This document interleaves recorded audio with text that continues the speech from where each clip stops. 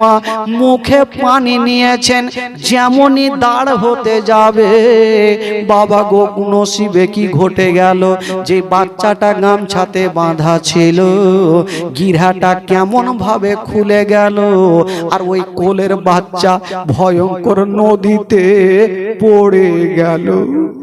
যেমনই নদীতে পড়ে গেছে মা, মেয়েটার হাত নাই, কেমন করে বাচ্চাকে ধরবে, বাচ্চা পানিতে লাফাচ্ছে, ডুবছে আর উঠছে, মা বাঁচাতে পারে না। মার চোখ দিয়ে ঝরঝর করে পানি ঝরছে। আল্লাহ গো, আমার চোখের সামনে আমার বাচ্চা পানিতে ডুবে যাচ্ছে, আমি কি জীবনটা বাঁচাতে পারবো না? মেয়েটা কাঁদছেন, কিন্তু বেরাদার হাত নেই যে বাচ্চাটাকে টেনে বুকখানে লাগাবে। বাচ্চা একবার পানি খাচ্ছে, একবার উঠছে আর ডুবছে। হঠাৎ করে বাচ্চা কোথায় হারিয়ে গেল, আর মা কাঁদতে কাঁদতে গোটা নদীতে দৌড়াচ্ছে, বাচ্চাকে পাওয়া যায় না রে বাবা। যেমন বাচ্চাকে পেল না, ওই মা যেন নদী থেকে উঠে গেল। যেমনই উঠেছে মা গো, একটা পাথরের উপরে বসে গেছে।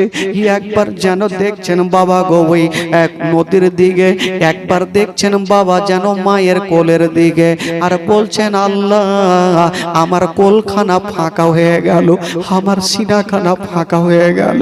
মেয়েটা কাঁদতে ছিল আর আল্লাহর কাছে দোয়া করছেন, আল্লাহ আজকে যদি আমি দুটা রুটি দান না করতাম আমার এই অবস্থা হইতো না। আল্লাহ গো তুমি ছাড়া কেউ নাই। যেমন মেয়েটা দোয়া করা, আল্লাহর দরবারে দোয়া কবুল হয়ে গেল। যেমন দোয়া কবুল হলো বন্ধুরা, জঙ্গলের দিক থেকে দুটা ছোট ছোট বাচ্চা চলে আসেল। বলছেন মা গো তুমি কাঁদছো কেন মা?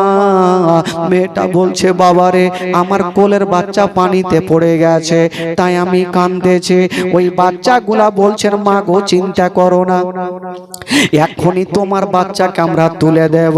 ওই মেয়েটা বলছেন বাবা আমার সন্তান হারিয়ে গেছে, আমি মা সহ্য করে নেব, যদি তোমরাও ডুবে যাও বেটা তোমার মা সহিতে পারবে না।